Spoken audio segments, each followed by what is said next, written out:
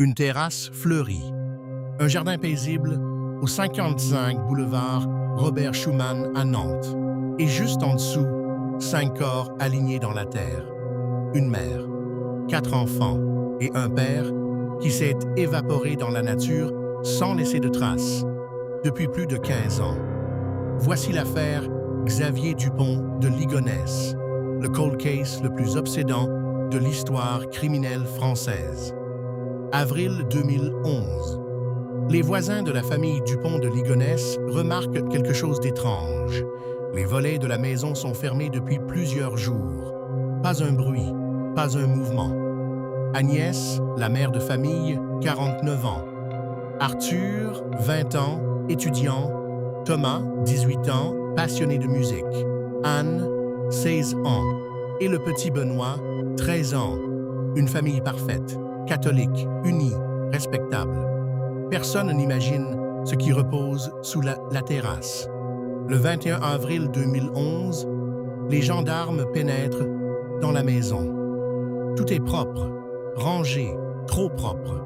Dans le garage, ils découvrent un message inscrit sur un mur. Mais c'est sous la terrasse que leur horreur les attend.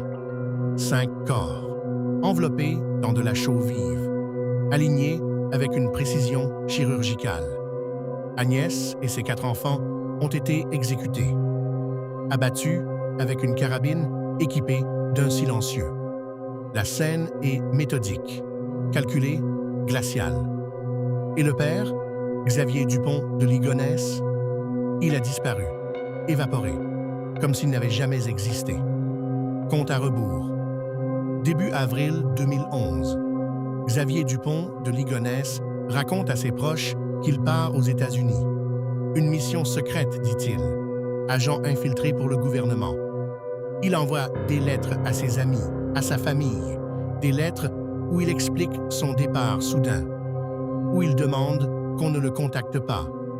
Mais en réalité, c'est une fuite. Xavier est ruiné, endetté jusqu'au cou. Ses affaires s'effondrent, son monde s'écroule.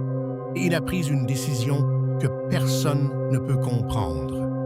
Le 15 avril 2011, une caméra de vidéosurveillance capte une dernière image de lui. Il retire de l'argent à un distributeur de Roquebrune-sur-Argent, dans le Var.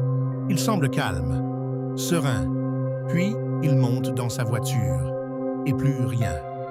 Sa voiture est retrouvée quelques jours plus tard sur un parking, abandonnée. Aucune trace de lutte, aucun indice. Xavier Dupont de Ligonnès s'est volatilisé. Depuis ce jour, c'est la plus grande chasse à l'homme de l'histoire judiciaire française. Des centaines de signalements à travers le monde. Des témoins qui jurent l'avoir aperçu en Thaïlande, en Écosse, aux États-Unis, dans un monastère en Dordogne. Des fouilles dans des forêts. Des analyses ADN. Des milliers d'heures d'enquête. Et toujours rien. Pas un corps, pas une preuve de vie. Pas un compte bancaire utilisé. Aucun signe. Xavier Dupont de Ligonnès est-il encore vivant? S'est-il suicidé dans un endroit où personne ne le trouvera jamais? Ou vit-il sous une fausse identité quelque part à l'abri des regards? Ce qui est certain, c'est qu'un homme a éliminé méthodiquement toute sa famille, une mère et 4 enfants, sans mobile apparent, sans raison que la logique puisse expliquer. Sur la terrasse du 55 boulevard Schumann, les fleurs ont repoussé, le jardin a retrouvé son calme. Mais sous la terre, le secret demeure. Et quelque part, peut-être, un homme marche encore libre. Le dossier reste ouvert. La traque continue. Abonnez-vous à Dossier Noir. Chaque semaine, nous ouvrons un nouveau dossier. Mystère, crime, vérité.